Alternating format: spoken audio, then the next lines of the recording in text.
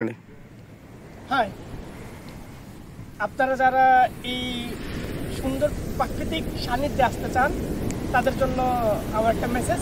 এই জায়গাটার নাম হলো সাগরিকা। এটা আপনার জহিরুল আহমেদ স্টেডিয়ামের পাশেই।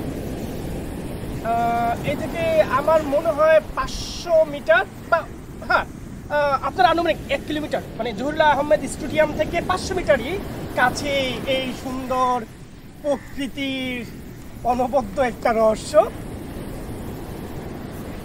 আপনারা আসলে এখানে আসতে পারবেন। পরিবার নিয়ে একটা পিকনিক স্পট, পরিবারের সাথে একান্ত সময় কাটানোর জন্য একটা সুন্দর একটা আবহাওয়া তৈরি করে দিবে, সুন্দর একটা পরিবেশ। আপনারা যে কেউ চাইলে ঢাকা থেকে অলংকার এসে জহির আহমেদ স্টেডিয়াম, হ্যাঁ জহিরুল আহমেদ স্টেডিয়ামে আইসা পাশে সাগরিকা 10 টাকা বা 20 টাকা ভাড়া দিয়ে আপনারা এখানে আসতে পারবেন। এই যে এখানে খেলার মাঠ, এখানকার স্থানীয় লোকরা এখানে খেলে। ওই পাশে আছে খাবারের কিছু স্টল, ওই যে ওই পাশে গাছের ওই অংশে দেখা যাচ্ছে না। আমরা একদম সাগরের অর্থাৎ সমুদ্রের যে বঙ্গোপসাগরের তীরবর্তী একটা অংশে আছি। পরিবেশ নাই তো সত্যিকার অর্থে আমরা পার্কের চর অথবা সি বিচ গেছি। মানে এক একটা স্থানের অনবদ্যতা এক এক রকম, এক একটা স্থানের বিশেষণ এক এক রকম। যদি কোলাহল মুক্ত সুন্দর আমরা একটা পরিবেশ চাই তাহলে আমি মনে করি এটাই বেস্ট। নির্জন, কোলাহল মুক্ত সুন্দর একটা প্রাকৃতিক পরিবেশ। আর আমি যদি ওই যে একটু আগে যে পার্কের চরের কথা বললাম অথবা পতেঙ্গা সি বিচের কথা বললাম, ওটা হলো কোলাহল যুক্ত জনাকীর্ণ একটা পরিবেশ। অনেক মানুষ, মানে ওইখানে দূষণটা সবচেয়ে বেশি হয়। আমরা দেখছি মানে মানুষ যে বজ্র বা প্লাস্টিক বর্জ্য বা অনেক ধরনের বজ্র ওইখানে সবচেয়ে বেশি ফালাইয়া দূষিত করতেছে। কিন্তু এই পরিবেশটা আলহামদুলিল্লাহ মানে সুন্দর লাগতেছে। মানে এক কথায় অনবদ্য। মানে শুরুতে বলছিলাম যে আমরা যদি স্রষ্টার সৌন্দর্যকে অবলোকন করতে চাই তাহলে প্রকৃতির সাথে নিজেকে মিশাই নিতে হবে। প্রকৃতি সুন্দরভাবে তার সৌন্দর্যের পশা সাজাই দিছে। হ্যাঁ, আমাদেরকে প্রকৃতিকে যদি আমরা দূষিত না করে, প্রকৃতিকে যদি আমরা প্রকৃতির মতন করে রাখি তাহলে মানুষের জন্য এটা হুমকি স্বরূপ হবে না।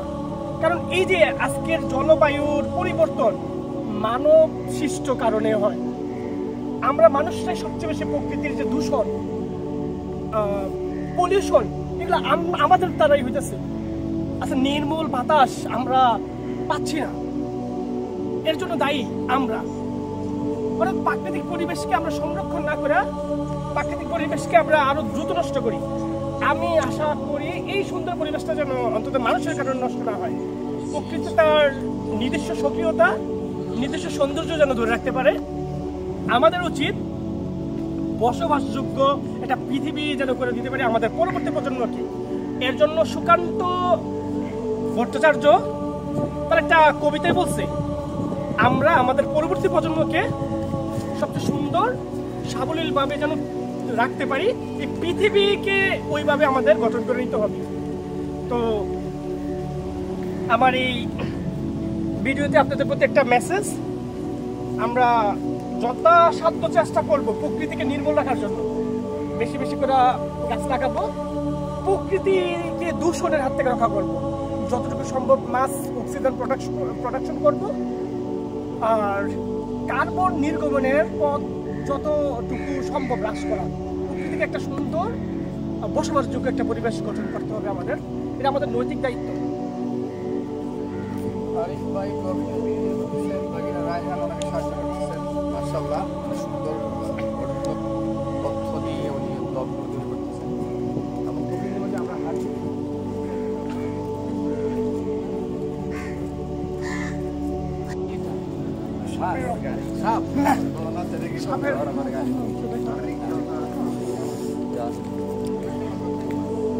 লইটা মাছ এতখানে পারবেন না।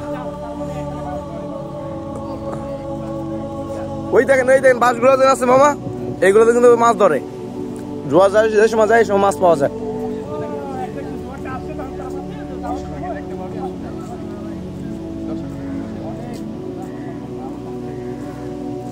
অন্ধকার দেখা যাবে না। আচ্ছা চলেন আমার সামনে দিয়ে এদিকে যান আপনি মাফ করবেন না।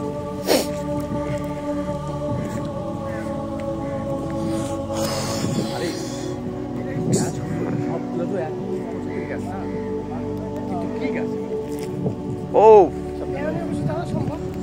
ছবি তুললে আগে চ্যাট জিপিটি জায়গায় জিজ্ঞেস করলে হয়তো।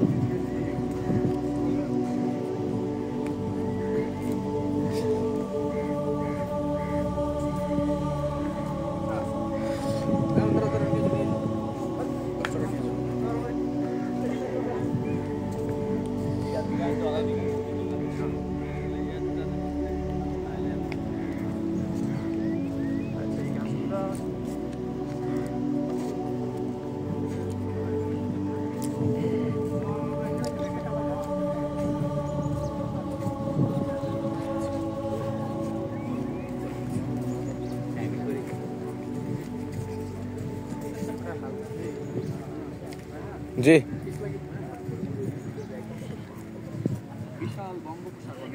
জি জি এটাই বঙ্গবন্ধু সাগর।